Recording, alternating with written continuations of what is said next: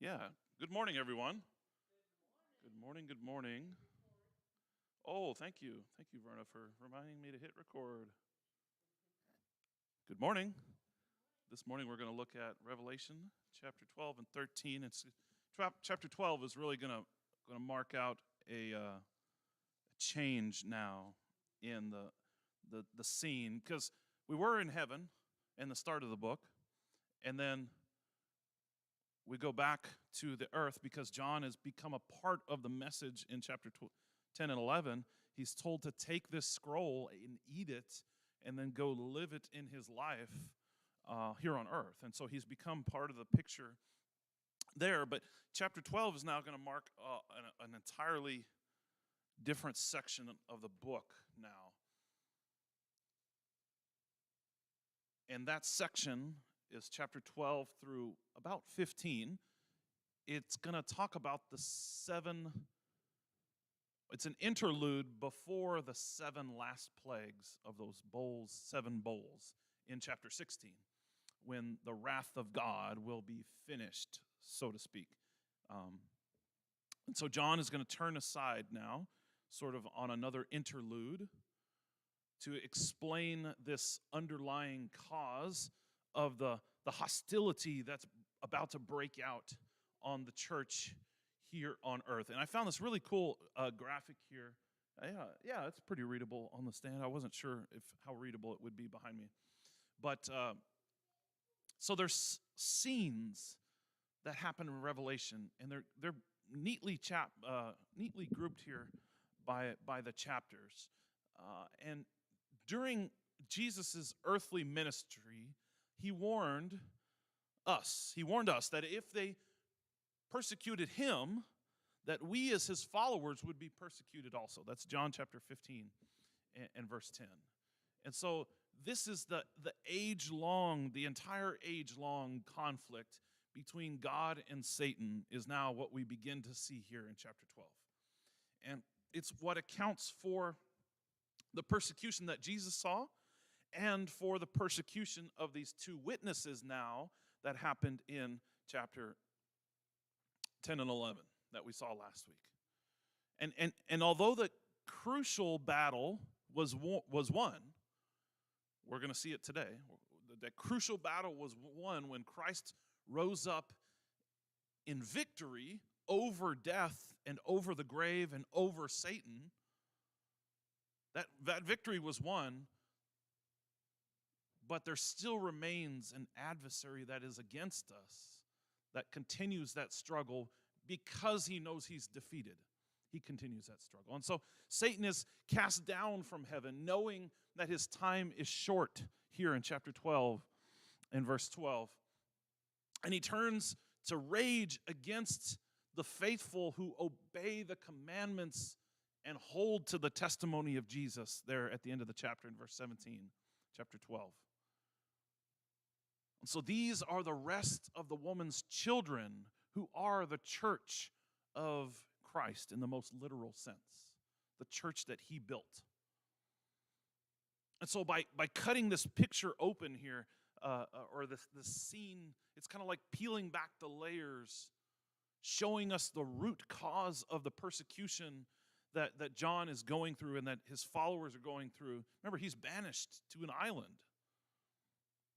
And so John encourages these believers to hold to faith in Christ, not just faith in anything, but hold to faith in the Lamb, because there's coming a persecution. And this defeated dragon is in this death struggle that is going to bring severe trials and judgments, and this word that we don't use except in Revelation, this tribulation. But John wants us to know that the outcome of this tribulation is certain. God will come in judgment to destroy his enemies. That's what chapter 15 through 19 is all about.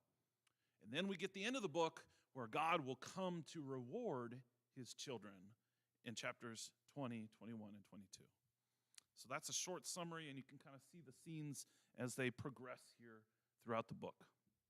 I can print you off a copy if you want this. I see you copying it down. Just let me know later. I can print you off a picture of it.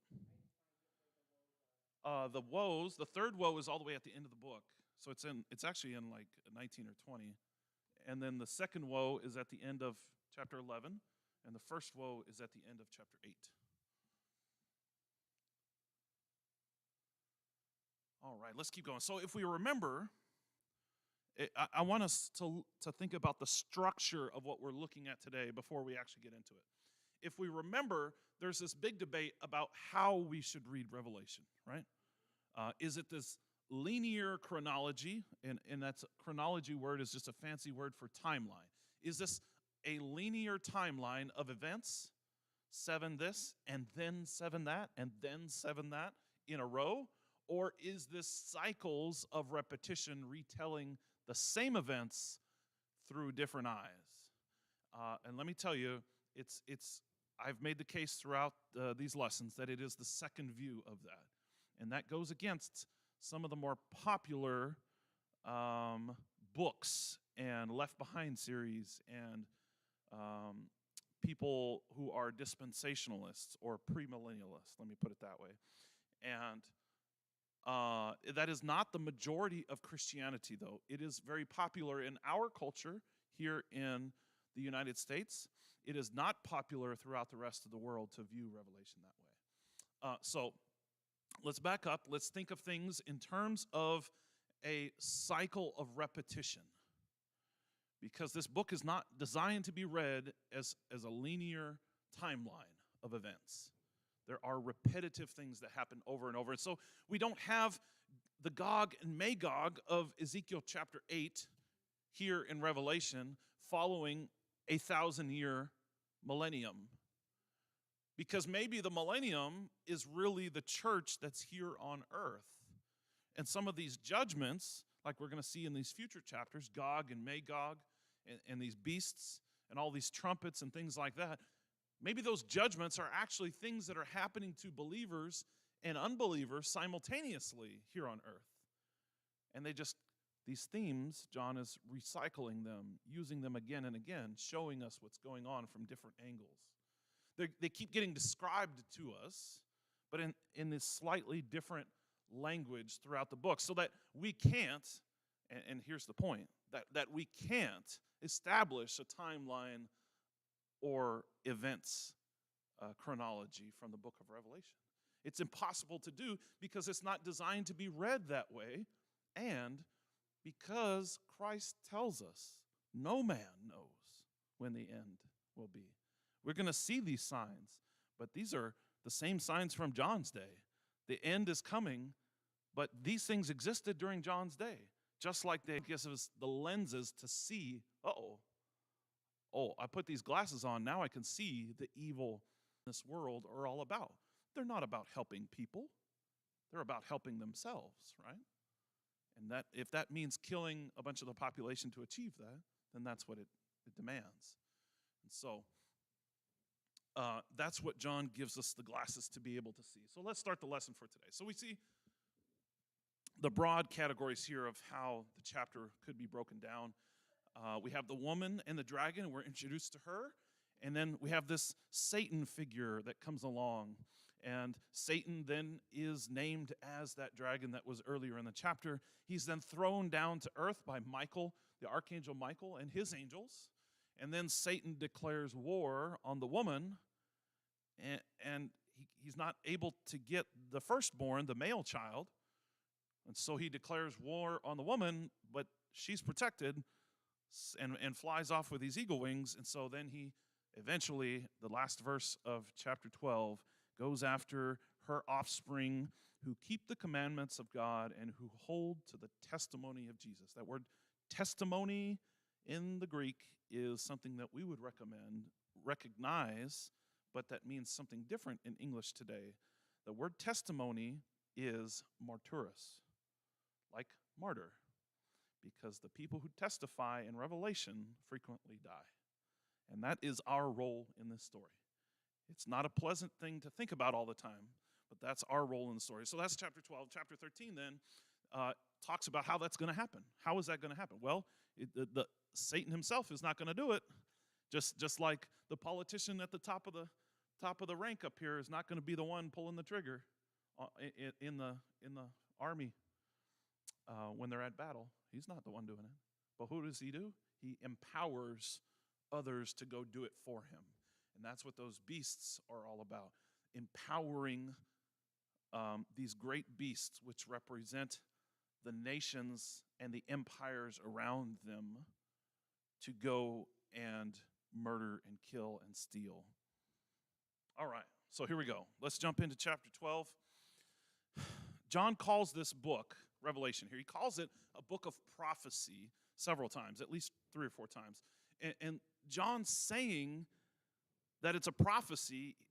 What he's doing is he's standing in this long tradition of biblical prophets and is bringing that message to a climax. He's bringing it to a point to where we can understand where all these other prophecies come together and are fulfilled in Christ and his actions. And so this specific type of prophecy, we might call it apocalyptic because it reveals something. Apocalypse just means it reveals. It doesn't mean world ending and those sorts of things. It means a revealing message that is sent to people that John knew. These were people that he knew, right?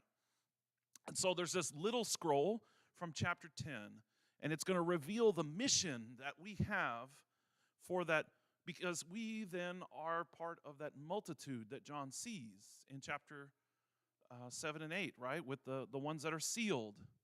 We are part of that army, that multi-ethnic, multinational army of the Lamb.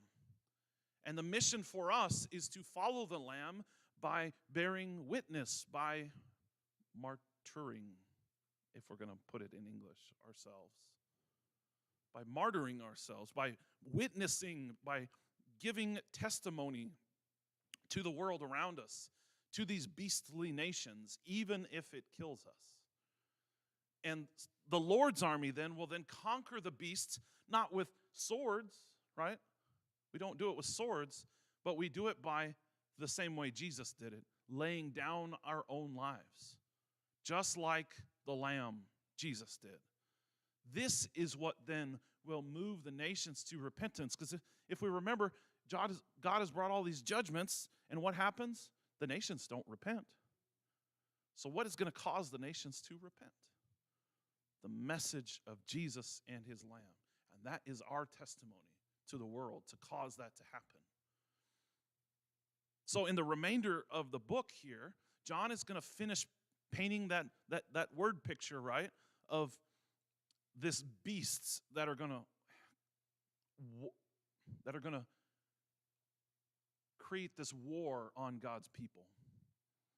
And so after we've already seen the 7 seals and the 7 trumpets, and John pauses with a series of visions that he calls signs, and that's what chapters 12 and 13 all the way through about 15 is all about. And the word literally means symbols. And these chapters are full of these. We need to remember that these are our symbols. These are not designed to be taken as literal events. These are symbols. And so the first symbol, he says, reveals that there's this cosmic spiritual battle that is the cause behind the suffering of the 7 churches that are under Roman persecution. The first sign is this manifestation of that ancient serpent that we might recognize from Genesis chapter 3. It's not exactly, but it's supposed to be a reflection or a dim view of that thing that happened there in chapter 3, because that serpent who represents the source of all evil. Remember, Satan in the story here doesn't physically kill anybody. He can't get to the woman and her children. So what does he do? He sends the beasts to go take care of these things. The serpent in the garden didn't go up and bite them and kill them. He used his mouth to influence them.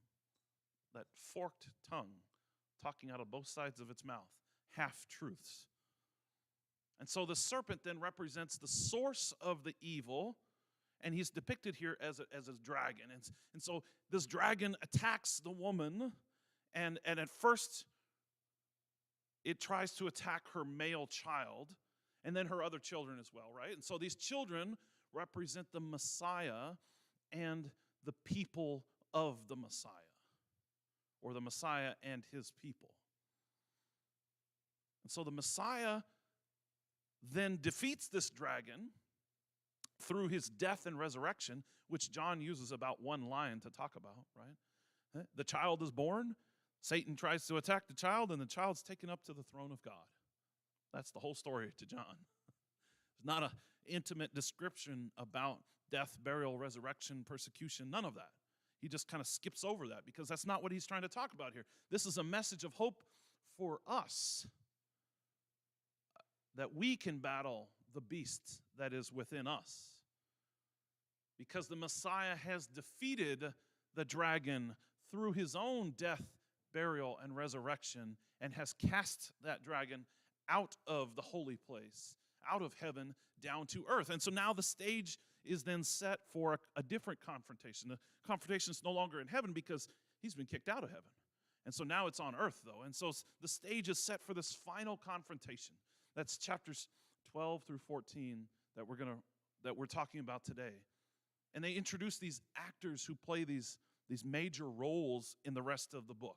We're going to see the beasts again. We're going to see the dragon again. We're going to see the lamb again. These are the prime actors for the rest of the story. And some folks, some commentators that I've read have even identified 7 main characters as this woman, this radiant woman, the dragon, the man-child, Michael, the seed of the woman, and then if we combine the 2 beasts,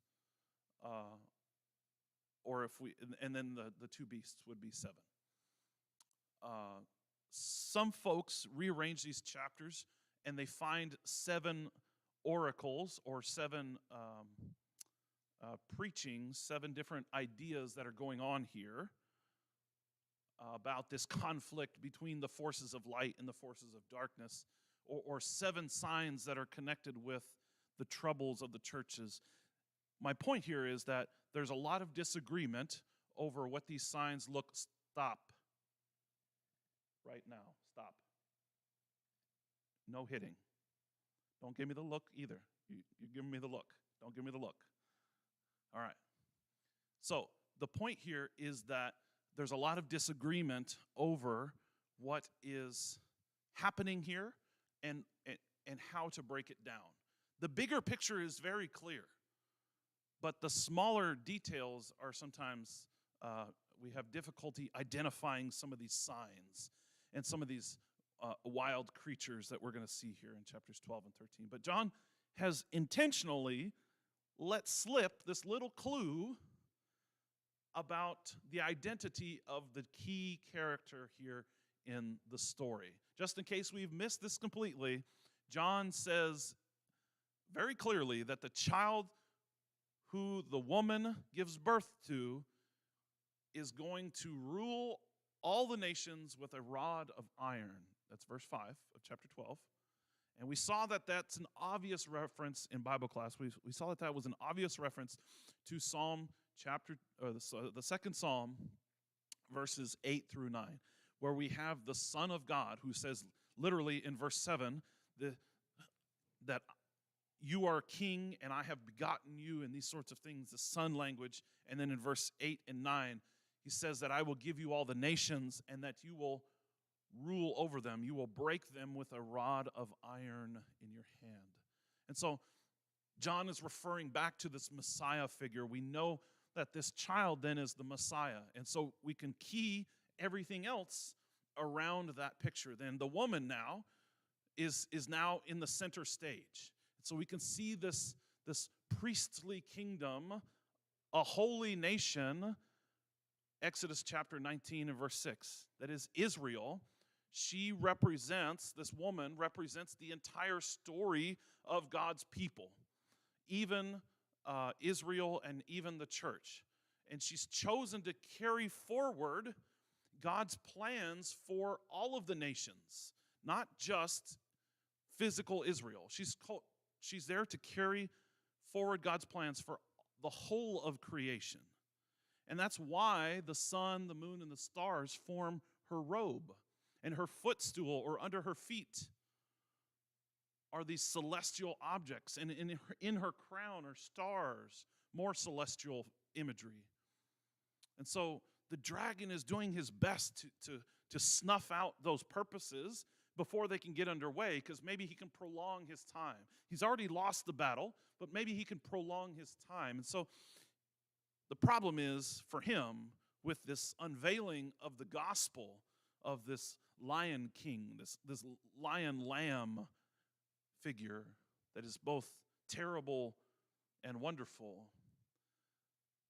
There's an unveiling of the ultimate mystery of evil and how that evil is going to work as well. And so Satan is then cast down to earth. And Satan is in heaven, it says in verse 3.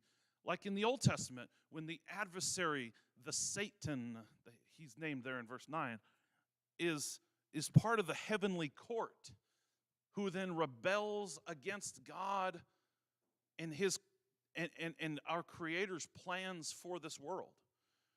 But the results of this rebellion aren't really in doubt. Attacks are going to come from all sides on God's people. And in the years leading up to the birth of Jesus, the Messiah, and at that birth itself, the fact that he's not birthed in a home, that he's birthed in a feeding trough, that's evidence of those attacks on Jesus. Attacks on Jesus by Herod in Matthew chapter 2. But the dragon is defeated in his attempt to devour that child at its birth. The child is snatched away to God and his throne in verse 5 here of chapter 12.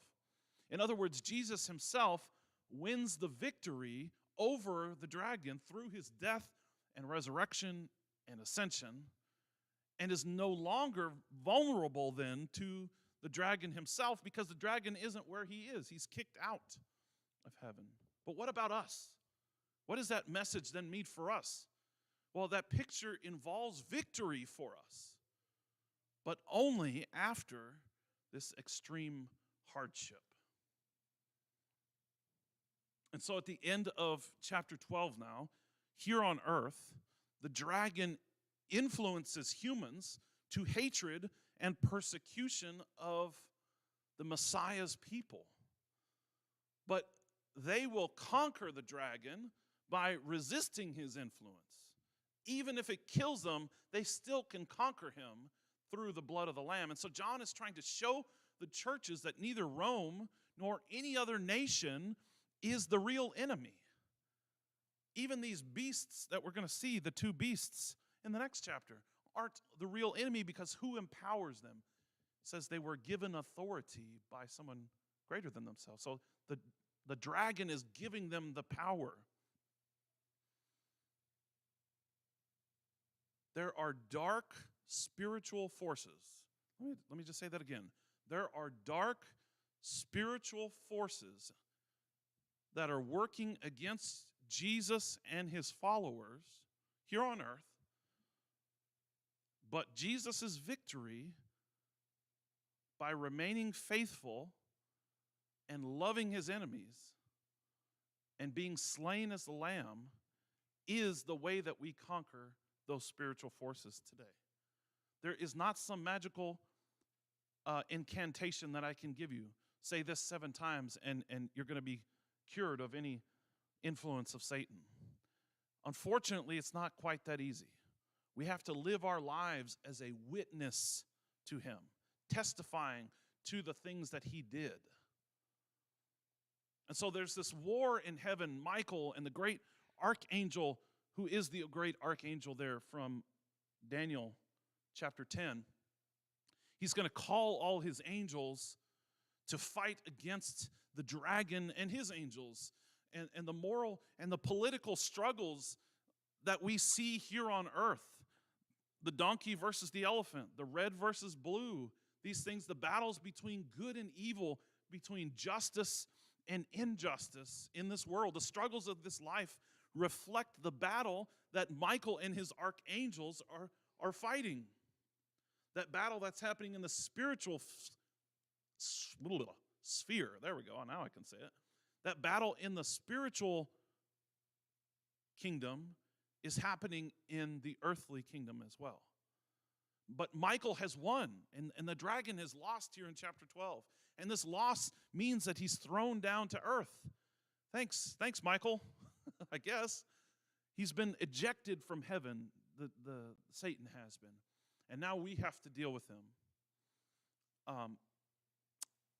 But John changes the location suddenly and the people who won the victory, right? Verse 11 says, and they overcame him. And you might think that that would be the angels, but that's not who he's talking about. In the previous verse, he's talking about us. And they overcame him because of the blood of the Lamb and because of the word of their testimony. And they did not love their life even to death. That's us. Wait a minute, John. Why are you crediting humans and not Michael with the victory? Why are you crediting God's people here on earth with the victory? It says that they conquered him. It says this loud voice in heaven says that they conquered him. Who defeated the dragon again? Was it Michael or was it the martyrs? And John says yes. It's a battle that is going on everywhere in the spiritual realm and on the earthly realm. And so this this reality that's in heaven of the victorious battle over Satan is then joined with our own battle that we fight of these martyrs' deaths, that they have overcome evil through their death, just like Christ has overcome evil through his own death. And so we, as followers of the Lamb, we believe that we have already been saved by Jesus' blood and that his self-giving death is the pattern that we now have to follow. That is what wins the battle here against Satan here on earth. And so as we move into chapter 13, we need to think back to Daniel 7, because this imagery here is coming straight out of Daniel 7, Daniel 10, and Daniel 12. So it would be very helpful if you went back and read those again, because this beast that's going to come out is a composite beast. It's now made up of all the beasts that Daniel saw are now kind of rolled into one. And so there's 4 monsters in Daniel 7 that come up out of the sea. And in chapter 13, we have 2 beasts, one that comes out of the sea and one that comes out of the land. If we remember, the great angel that had the scroll had 1 foot in the sea and 1 foot in the land. He was in control over everything. He was this huge, mighty, powerful, and had this tiny little scroll in his hand. It's a picture of opposites there. Tiny little scroll in this mighty angel's hand. This message that he was giving John would be very powerful, powerful enough to conquer over the beasts of the sea and the beasts of the land. And so in Daniel 7, we got those 4 monsters that come up out of the sea. And these monsters are the stuff of nightmares, right?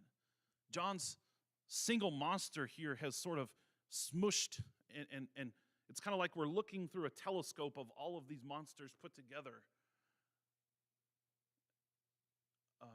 The 4 monsters into one big monster. And so this monster is part leopard, he's part bear, part lion, with 10 horns and 7 heads. And the monster, just like in Daniel's dream, is a national figure here in chapter 13.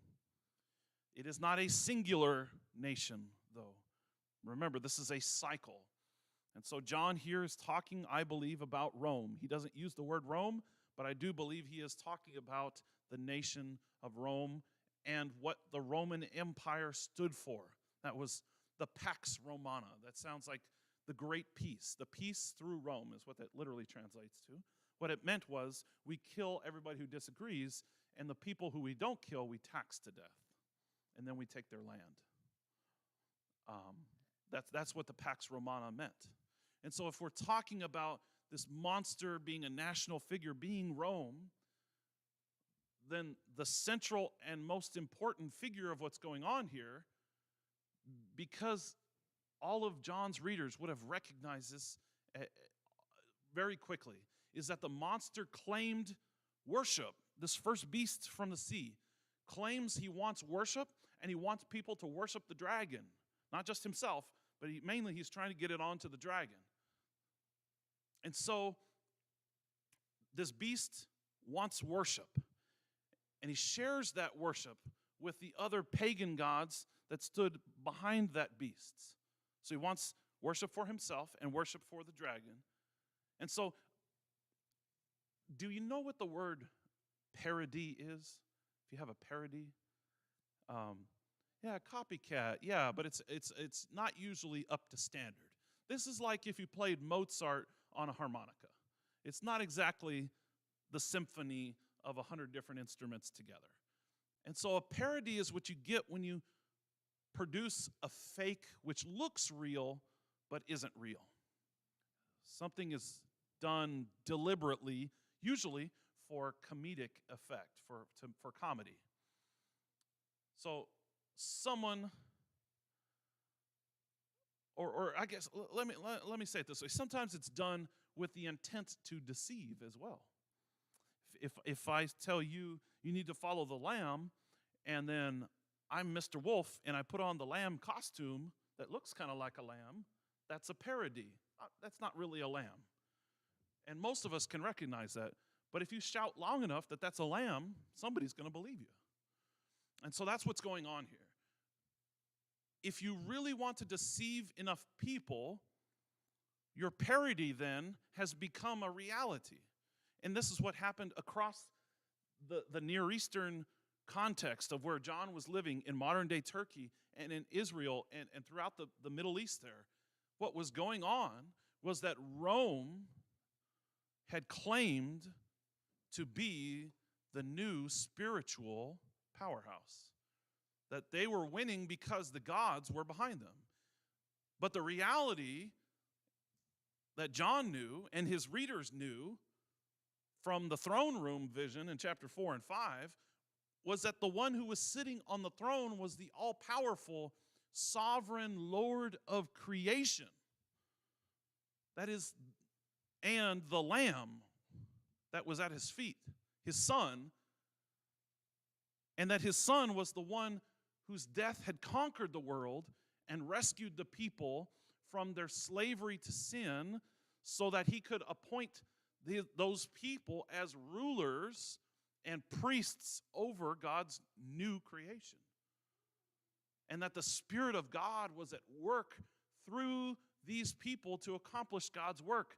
Can you imagine now how that message is contrary to the message that Rome claimed, that the gods were behind Rome, and it was them who were then going to conquer the world because the gods were with them. That message here now of Jesus being the true leader of all the world is very contrary to the message of Rome. But the Roman parody, though, the claim to be the real thing, was gaining ground all the time in Western Turkey, and especially in the first century here in Western Turkey, we have the first examples of emperor worship, where they worshiped Augustus and his son Julius and the various subsequent Caesars as God, as a form of God. And so this parody, the Roman Empire, is gaining its authority through this dragon. Satan himself was giving them authority to destroy the world as this beast. That was the first monster. And the second monster is like it, but the second monster gets its power from the first monster who got it from the dragon. So here we are. We just got a row of monsters that are all influenced by the dragon. And it seems like the second monster might be the local elites. Here we are still looking at something that has power, but maybe not quite as much power as the first beast. Because what do we have in the system of Rome? We have these system of local elites that in city after city and governor after governor over provinces who do their best not only to copy that monster, who's Rome, right? At a local level, they're not only just trying to copy him, but insist that in order to keep the monster's favor, everybody in their domain now needs to worship the monster. And now we can see how the message of Christ was anti-imperial. It was against the worship of the monster. And what does that mean for us, though, today? That means we cannot worship the monster, the one who tries to claim more and more power over our lives, morally, telling us how we need to live, whether that's the government, the big government, or whether that's the state government, or whether that's the local government. Now, I don't mean to say that they don't have the right to tell us whether we pay 6% or 7% of tax. That's not what I'm saying. But when the monster declares that the only way to save the country is through being elected a certain person, that is satanic. That is against the message of Christ, because this person is not coming to save our nation. That's not what's happening. What's happening is we have another head of the monster showing up. And so we need to resist the temptation to believe that our country can save us. They cannot save us. Christ can save us. Okay? So John's next vision here of the second beast really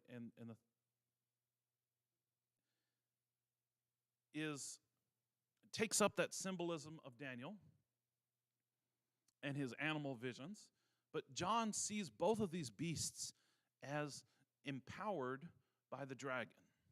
Let me just repeat myself a little bit. And one of these beasts, the first one, sort of represents the national military power. Let me just put it that way. There's a better way to put that, I'm not sure. But the first beast conquers through violence. And this other beast doesn't conquer through that way. It conquers through influence, economic influence, local propaganda influence that claims that his own power is divine, that it was given to him by a divine being. You can hear this language in some of the rulers of our own country, that they were elected because God put them there to do certain things.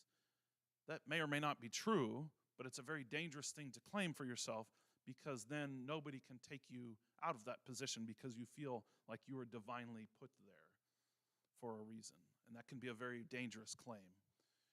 So the other beast symbolizes this local or economic propaganda that claims divine power. And this beast demands this full allegiance from the nations. And that's symbolized by taking the mark of the beast on the hand or on the forehead. Of course, this is the infamous number 666. And you won't discover the meaning of 666 by reading the newspaper. I'm sorry. If that's what you were looking for, I'm sorry. Because that's not going to happen.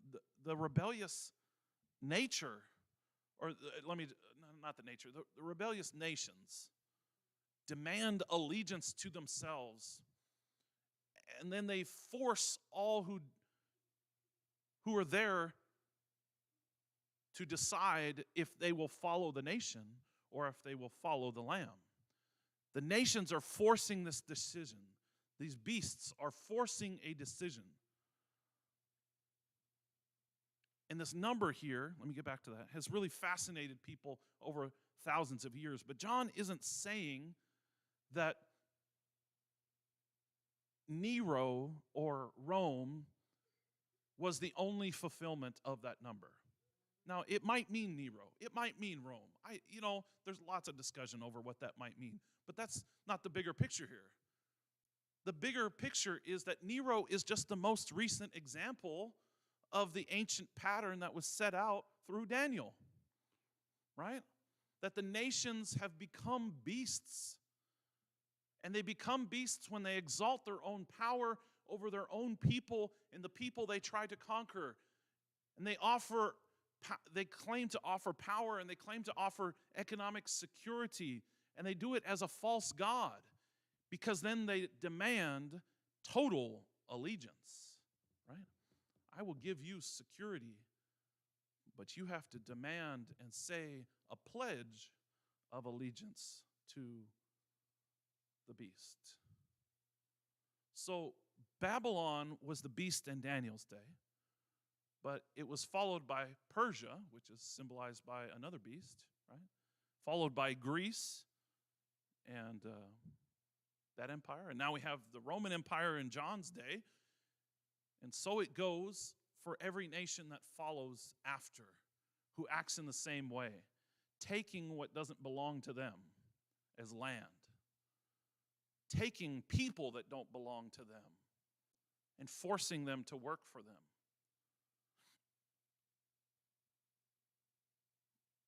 But a king is standing opposed to these beasts and these nations that are represented by these beasts.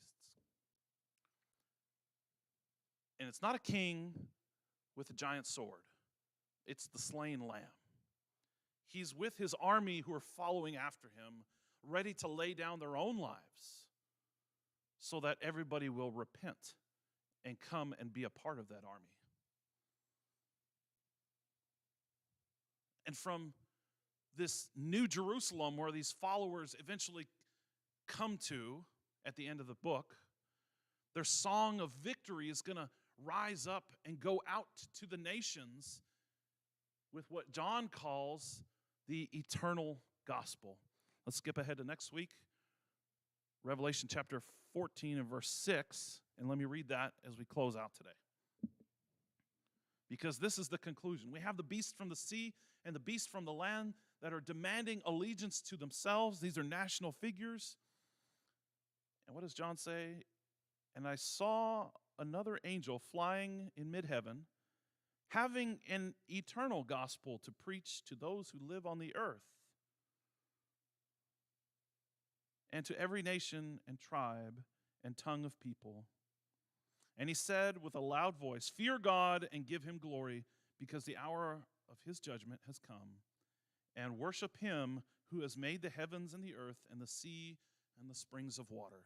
That was a countercultural message in John's day against the divine claims of Rome, and it's a countercultural message today against the divine claims of some of the politics and political leadership of our own day. And that's the message for this morning. If you want to respond to be a part of that eternal gospel, we can help you with that. If there's anything else we can do for you, please let us know. sitkachurch@gmail.com. You can send me an email, or you can stop by the building here in Sitka. Thanks, everybody. Next week, we'll look at chapters 14 and 15 in Revelation. Thanks.